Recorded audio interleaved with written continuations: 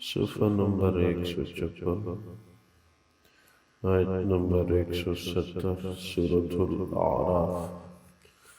اعوذ باللہ من الشیطان الرجیم، بسم اللہ الرحمن الرحیم۔ والذین یمسکون بالکتاب واقاموا الصلاة انا لا نضيع اجر المصلحین۔ اللہ تبارک و تعالی فرماتے ہیں والذین یمسکون بالکتاب، وہ لوگ جو آسمانی کتاب پہ عمل کرتے ہیں، وَأَقَامُوا الصَّلَاةَ، نماز قائم کرتے ہیں، اِنَّا لَا نُضِيعُ أَجْرَ الْمُصْلِحِينَ، ہم نیکی کرنے والوں کے اجر کو ضائع نہیں فرماتے۔ وَإِذْ نَتَقْنَا الْجَبَلَ فَوْقَهُمْ كَأَنَّهُ ظُلَّةٌ، جب ہم نے پہاڑ کو اٹھایا بنی اسرائیل کے اوپر گویا کہ ایک سائبان ہو گیا، وَظَنُّوا أَنَّهُ وَاقِعٌ بِهِمْ، انہوں نے یہ گمان کیا کہ ان کے اوپر پہاڑ گرنے والا ہے۔ خُذُوا مَا آتَيْنَاكُمْ بِقُوَّةٍ، ہم نے حکم دیا کہ جو احکامات ہم نے دیے ہیں تورات میں، مضبوطی سے پکڑو، اس پہ عمل کرو۔ وَاذْكُرُوا مَا فِيهِ لَعَلَّكُمْ تَتَّقُونَ، اور ان احکامات کو یاد رکھو تاکہ آپ لوگ متقی بن جائیں۔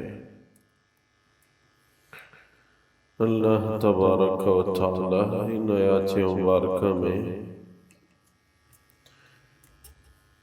آسمانی کتاب اور نماز کا ذکر فرماتے ہیں، اور ساتھ بنی اسرائیل کا تذکرہ فرماتے ہیں۔ امت کو جو کتاب دی جاتی ہے وہ ان کے لیے جنت کا ذریعہ ہوتا ہے۔ کتاب کو لازم پکڑنا، کتاب پہ عمل کرنا، یہ ضروری ہے۔ اور دوسری چیز، آسمانی کتاب پہ عمل اور صرف ایک حکم کا ذکر فرمایا، وَأَقَامُوا الصَّلَاةَ، کہ جو لوگ آسمانی کتاب پہ عمل کرتے ہیں اور نماز قائم کرتے ہیں تو ہم ان کی نیکی کبھی ضائع نہیں کرتے۔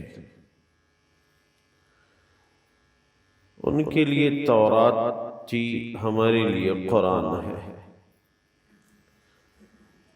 قرآن کریم کے ایک ایک حکم کا خیال رکھنا چاہیے۔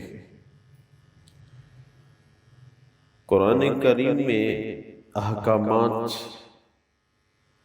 مجمل اور جامع مختصر انداز میں ذکر ہے، آگے احادیث میں پھر ان کی وضاحت ہے۔ قرآن نے فرمایا وَآتُوا الزَّکَاةَ، زکوٰۃ دو، یہ نہیں فرمایا کتنی مقدار میں دو۔ قرآن نے فرمایا اقیموا الصلاۃ، نماز قائم کرو، یہ نہیں فرمایا عشاء کو کتنی رکعتیں پڑھو، صبح کو کتنی رکعتیں پڑھو، یہ نہیں فرمایا۔ قرآن نے فرمایا سود حرام ہے، جھوٹ حرام ہے، غیبت حرام ہے، آگے اس کی وضاحت احادیث مبارکہ میں ہے۔ قرآن نے فرمایا کہ اللہ کے رسول کی اطاعت کرو، یہ اللہ کی اطاعت ہے، کیسے کرو وہ نہیں ذکر، وہ احادیث مبارکہ میں واضح ہے۔ احادیث قرآن کی گویا کہ تشریح ہے۔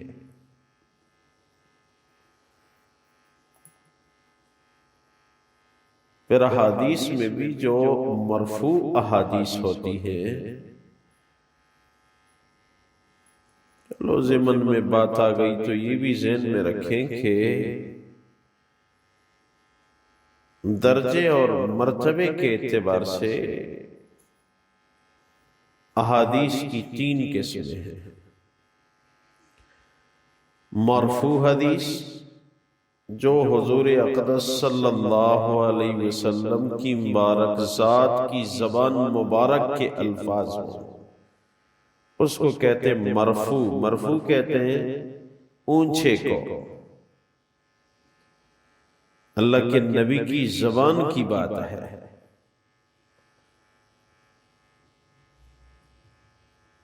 اور دوسری قسم موقوف حدیث، جو کسی صحابی کا قول ہو، اللہ کے رسول کی بات نہ ہو، صحابی اپنی طرف سے کوئی بات ارشاد فرما دے، اس کو کہتے ہیں موقوف حدیث۔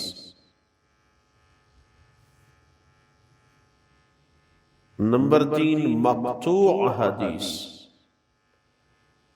کسی تابعی نیک آدمی جس نے صحابہ کرام کی ملاقات کی ہو، اس کی زبان کی بات ہو، وہ صحابی نے نہیں کہا ہو، اللہ کے رسول نے نہ فرمایا ہو، نیک تابعی نے جس نے صحابہ کرام کو دیکھا تھا، ایمان والا ہو، نیک ہو، اس نے کوئی بات کہہ دی تو وہ حدیث ہے مقطوع حدیث، قطع سے ہے، یہ بات صحابہ کرام سے کٹ چکی ہے، یہ تابعی کا قول ہے۔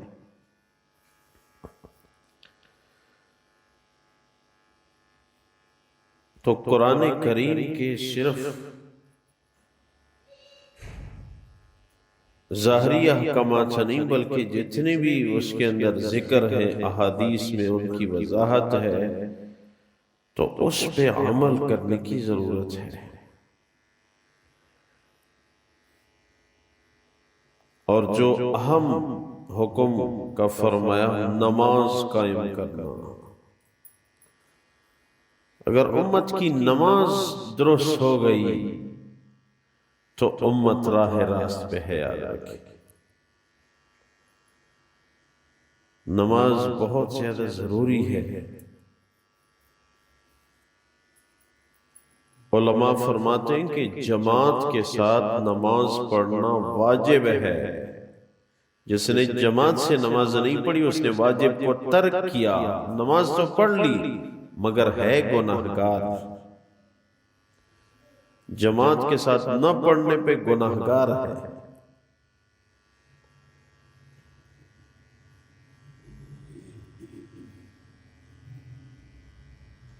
اور ساتھ پھر یہ بھی ارشاد فرمایا کہ اقاموا الصلاۃ، جو لوگ نماز قائم کرتے ہیں، جو لوگ نماز پڑھتے ہیں نہیں، صلوا الصلاۃ، جو لوگ نماز پڑھتے ہیں، یہ نہیں فرمایا، ایک ہے پڑھنا، ایک ہے قائم کرنا، کہ نماز قائم ہو، بس نماز کے وقت میں دوسری طرف دھیان نہ جائے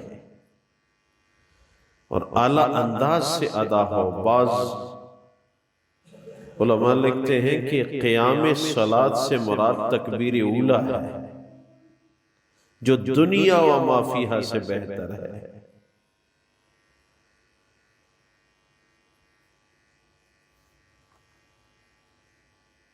تو انسان کوشش کر لے، مشق کر لے۔ حدیث میں کہ جس نے 40 دن تکبیر اولیٰ کے ساتھ نماز پڑھی تو وہ دوزخی نہیں ہوگا اور وہ منافق نہیں ہوگا۔ منافق نہ ہو، اس کے معاملات درست ہوں گے، جس کے معاملات درست، اس کو دنیا میں راحت ہوگی، دنیا بن گئی۔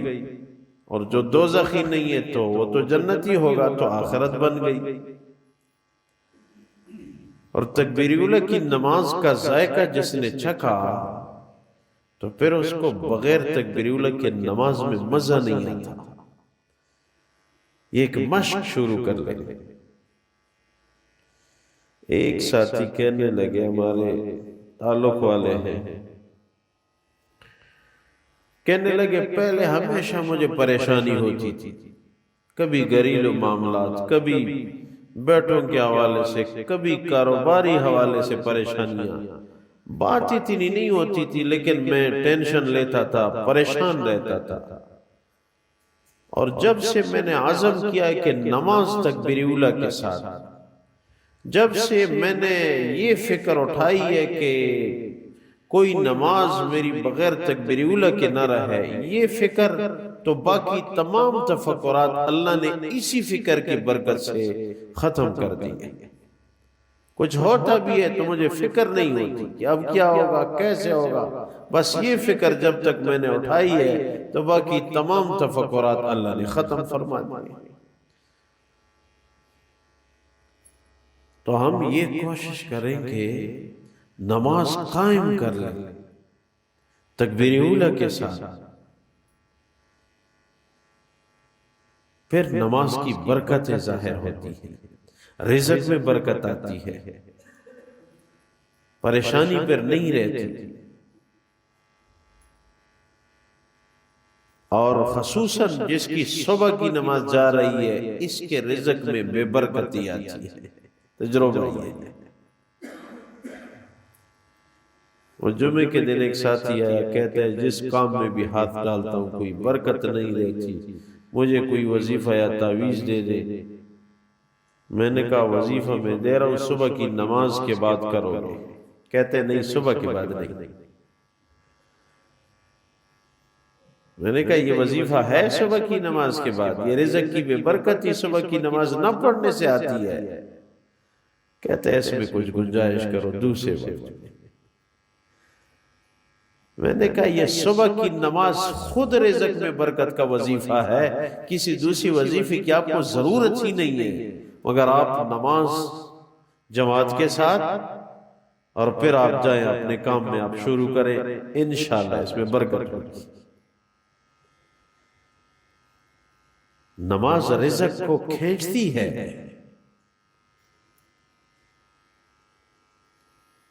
نمازی کے پاس مال اگر زیادہ نہ آئے، تھوڑا آئے، لیکن مصیبت سے حفاظت ہوگی، بیماری میں کم خرچ سے کام چلے گا، رزق میں برکت اسی کو کہتے ہیں۔ تو میرے پیارو، اپنی کتاب قرآن پہ عمل اور ساتھ نماز کا قیام، ورنہ اللہ زبردستی بھی کروا سکتے ہیں، جیسے بنی اسرائیل پہ کوہ طور کو کھڑا کر دیا۔ احکامات مانتے ہو کہ نہیں؟ ایک ساتھی کہنے لگا کہ قرآن تو فرماتا ہے کہ لا اکراہ فی الدین، دین میں زبردستی نہیں ہے، پھر اللہ نے بنی اسرائیل پہ کیوں پہاڑ کھڑا کر دیا، اٹھایا؟ دیکھیں، لا اکراہ فی الدین قبل الایمان وہاں مخذوف ہے، ایمان سے پہلے جو ہے دین میں زبردستی نہیں ہے کہ تلوار اٹھاؤ کہ جی کلمہ پڑھتے ہو کہ نہیں، میں آپ کو قتل کر دیتا ہوں۔ اس کا راستہ جزیہ ادا کرنے کا تو ہے حکومت کو، لیکن یہ کوئی نہیں کر سکتا۔ اللہ کے رسول کے ساتھ یہودی رہتے تھے، عیسائی آتے جاتے تھے، مگر جب ایمان لے آئے، ایمان کے بعد پھر اکراہ ہے، پھر زبردستی ہے۔ جو نماز نہ پڑھے اس کی اپنی سزا، جو زنا کرے اس کی اپنی سزا، جو چوری کرے اس کی اپنی سزا۔ ایمان کے بعد جو ہے وہ اکراہ ہے، ایمان سے پہلے اکراہ نہیں ہے۔ اس کا مطلب یہ ہے، تو انہوں نے تو ایمان لایا تھا، اس لیے ان پہ کوہ طور کھڑا کر دیا کہ مانتے ہو کہ نہیں۔ اللہ تبارک و تعالی فرماتے ہیں والذین یمسکون بالکتاب واقاموا الصلاۃ، وہ لوگ جو کتاب پہ عمل کرتے ہیں اور نماز قائم کرتے ہیں، انا لا نضیع اجر المصلحین، ہم کبھی نیکی کرنے والوں کا اجر ضائع نہیں فرماتے۔ وَإِذْ نَتَقْنَا الْجَبَلَ فَوْقَهُمْ كَأَنَّهُ ظُلَّةٌ، اور جب ہم نے بنی اسرائیل پہ پہاڑ کو اٹھایا گویا کہ ایک سائبان ان کے اوپر رہا وَظَنُّوا أَنَّهُ وَاقِعٌ بِهِمْ اور ان کو گمان ہو گیا کہ پہاڑ ہماری اوپر گر رہا ہے خُذُوا مَا آتَيْنَاكُمْ بِقُوَّةٍ مضبوطی سے پکڑو وہ احکامات جو ہم نے دیے ہیں تورات میں وَاذْكُرُوا مَا فِيهِ لَعَلَّكُمْ تَتَّقُونَ اور ان احکامات کو یاد رکھو تاکہ آپ لوگ تقوی والے بن جائیں۔ یا اللہ ہمیں تقوی کی دولت نصیب فرما، قرآن پہ عمل کی توفیق نصیب فرما۔ یا اللہ تکبیر اولیٰ کے ساتھ خشوع و خضوع کے ساتھ نماز پڑھنے کی توفیق عنایت فرما، امت کی حالت پر رحم فرما، برکتوں کا نزول فرما۔ یا اللہ ہم سب کو نیک بنا، ہماری خطاؤں کو درگزر فرما، بیماروں کو شفایاب فرما، مردگان اہل اسلام جتنی بھی رحلت فرما چکے ہیں یا اللہ ان کی مغفرت فرما۔ مسلمان جہاں کہیں پریشان حال ہے یا اللہ ان کی پریشانیاں دور فرما۔ یا اللہ قرآن کے ساتھ ہم سب کو راحت نصیب فرما۔ یا اللہ وطن عزیز پاکستان کی حفاظت فرما، حرمین شریفین کی مقبول حاضری بار بار ہم سب کو نصیب فرما، آخری خاتمہ بالخیر عنایت فرما۔ وفوض امری الی اللہ ان اللہ بصیر بالعباد برحمتک و کرمک۔